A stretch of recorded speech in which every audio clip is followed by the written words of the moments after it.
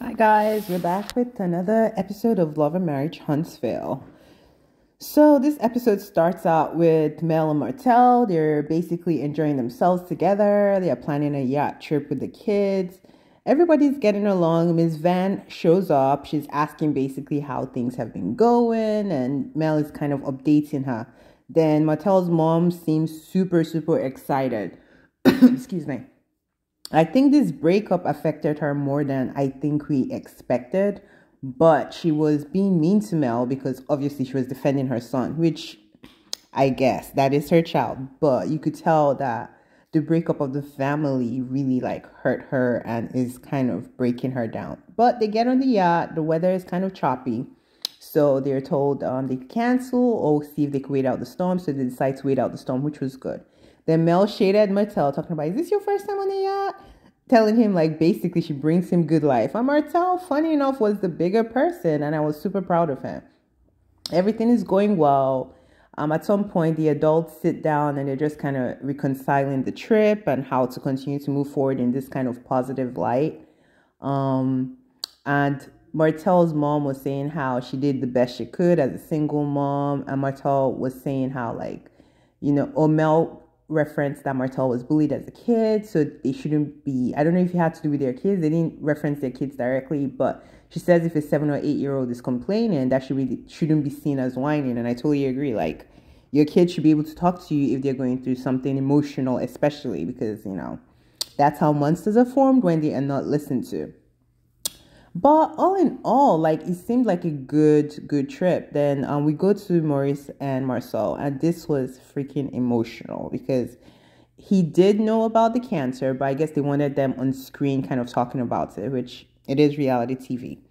And Maurice breaks down because he's like, I don't have to be strong in front of my brother. He said the cancer is super aggressive, and I think it wasn't found early enough, but we all have Kimmy in our prayers, and we know she's going to kick cancer's butt because, the story is not finished yet. Because I just felt bad. I literally had tears in my eyes. I was like, oh my God, why is this freaking, happening? And I don't know. It was emotional. I've lost someone with to cancer before. A lot of us have. It's pretty common, and it was just emotional to see, but I love that they were able to let their guards down, both of them, and cry it out and say they're scared, because it is a scary thing. And you don't have to be stoic. And Marceau is like, just be yourself. Don't try to be this strong man. Express yourself to her, which I think he should. I mean, it's a scary thing. It's his wife. But we get back to the honeymooners, and their yacht ride is over. They take good family pictures. It looked happy. Then they go to dinner, and Melody finds out Martell basically booked a table for just both of them, and she's like, oh, hell no. But she sits down, and Martell starts off talking about, well, he always wondered why she didn't do certain things, but he's reflected, and now he knows that he shouldn't have been asking that question. He should have been basically being a better person instead of wondering why she wasn't doing what she was supposed to do. And I mean, he cheated on her for 5 to 7 years of the marriage. They were only married for 12 or 13, so basically almost half the marriage. So I don't know that you could be cheating on someone, because even if the woman doesn't have proof, you could tell when your partner changes. You could tell when they start putting attention to other things. You could tell. You might not have the proof, but you could tell.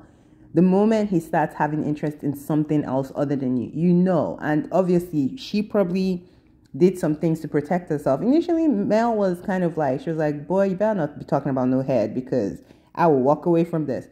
But they went back and forth. At some parts, it felt hostile, but they were able to really back. And it seemed like, he apologized for everything. He's like, I owe you 1,000 apologies. I should have done better. We really had good plans for our family and our future. And you could tell in the first few seasons, yes, there was some infidelity that they discussed, but you could tell that they had some trajectory in their lives planned, and he broke it by getting this girl pregnant and basically ruining the family. And Mel confronts him on the fact that he was going around trying to destroy her. He tries to move past it. They both move past it, but you could tell Mel is like, I'm done with this guy.